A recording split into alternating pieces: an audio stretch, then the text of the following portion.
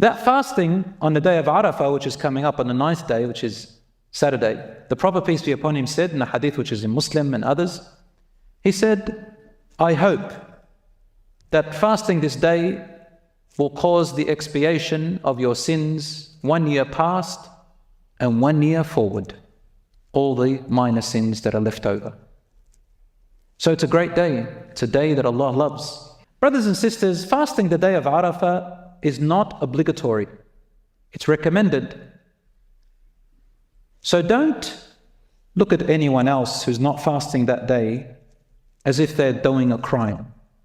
Don't say anything. Don't put them down. Don't look at them funny. Don't say, oh, you're not fasting. Don't do that.